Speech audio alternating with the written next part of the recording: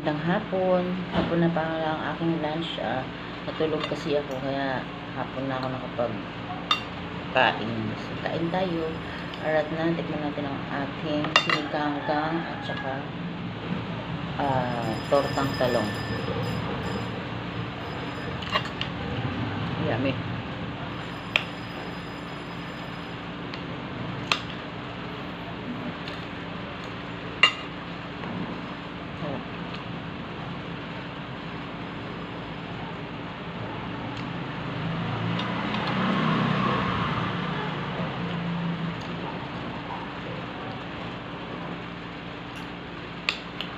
Sarap yung sinigang pag marami siyang gulay. Kaya ayan, gulay.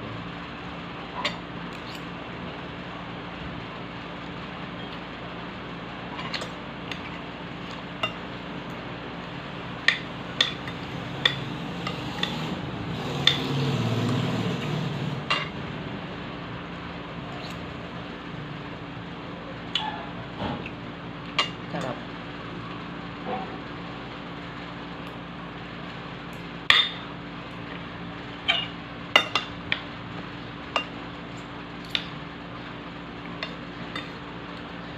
Parang kulang ang aking kanin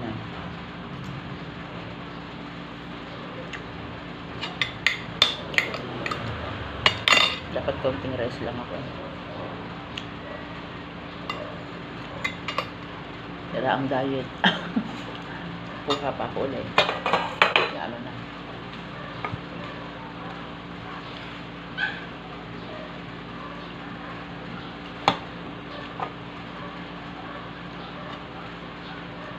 Sarap talaga ng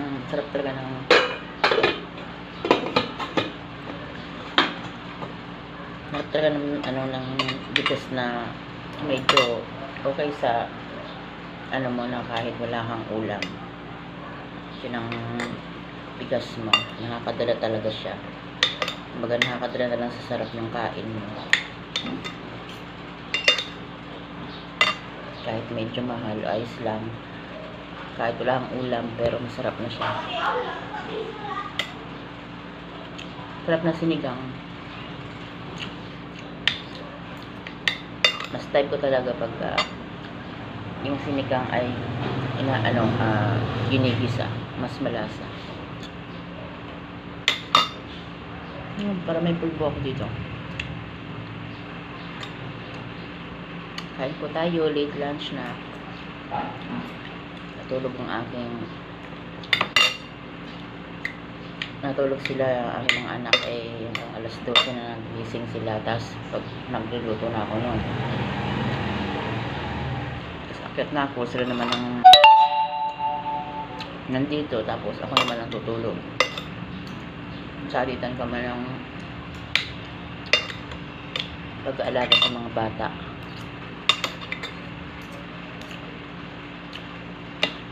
Ako sa umaga, sila naman sa tanghali, kasi nagluluto ako sa umaga kaya gumigising ako ng maaga para sa vlog natin. Ang aking vlog ay umaga, kasi pag tanghali na hindi na ako makakapag-vlog. Nandito na sila nun, manonood na sila ng TV na mga ganyan-ganyan, bawal, nakaka-copyright ako dyan. Kaya mga sound na kailangan wala pa akong kasama dito para makapag-vlog ako. Alam mo na ang sila ng YouTube, bawal mga ganyan-ganyan sound, mga etc. Dami lang nagipag-unan talaga sa akin.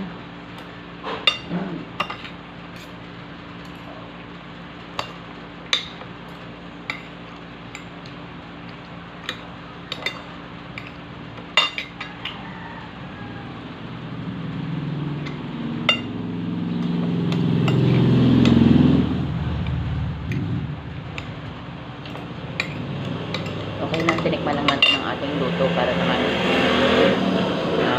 tikman natin yung sinigang at saka yung tortang talong. Harap. Kasi lang konting rice lang talaga ako. So, sa akin na madaming rice kasi nga diet. Alam niyo na, nananaba na ako. Ating vlog kasi ay luto tapos kain. Kaya wala tayong magagawa. Kailangan ipakita rin natin na kumakain tayo. Para totoo.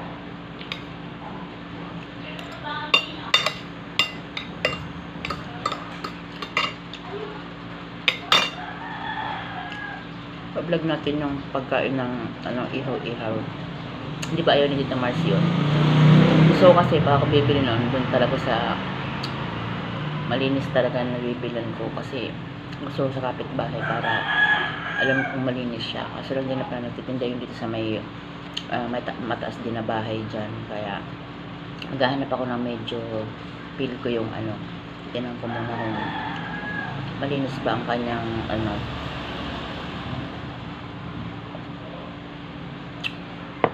si Padi kasi, hindi naman yung kay Padi kasi mix siya eh. Pero pwede na siguro yung prenito lang. Hindi siya binarbecue. Kaya pwede na siguro yung pagka nagtinda si Padi papareserve ako ng mga ganun isaw, yung mga paa-paa, yun. Ay nga lang wala yung dugo kasi iba naman yung kanina eh. Siomai kasi yung kanya, siopaw at saka yung mga paa-paa at saka isaw yung kanya. So, yun na mabibili natin. Wala siyang dugo. Kaya, yun natin, pag meron tayong nakita na medyo okay yung nila, makakapag-vlog tayo ng gano'n. Kung ayaw ni Tito Mars na mga ihaw-ihaw.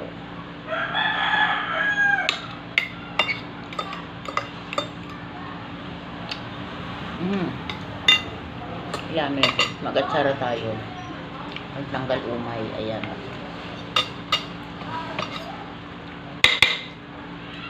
Galing pa tong Bicol ng atsara na to. Galing ko sa pinsan ko. Pero ang sarap niya. Ayan o. Tikman natin. Ang dami kasing papaya doon, kaya ang dami yung atsara. Natin ang atsara. Pagpatanggal ng umay. Meron pa ako dyan lulutuin na rock and roll galing sa Bicol yung bigay ng aking kaibigan. Hello ni Mayan, hindi pa naluluto. Ayan, maluluto ko sa susunod na araw. Vlog natin para alam nila kung paano magluto ng rock and roll. Hindi rin ako marunong, nagpaturo lang din ako sa kanya. Kaya sana maabangan nyo yun. Kasaba, karin siya sa kasawa na parang huwag kung paano ginagawa yun, tapos iba-ibang kulay. Yun. Bye-bye, okay na. Thank you sa panonood. Good afternoon, kain na kayo dyan. Late lunch nga lang.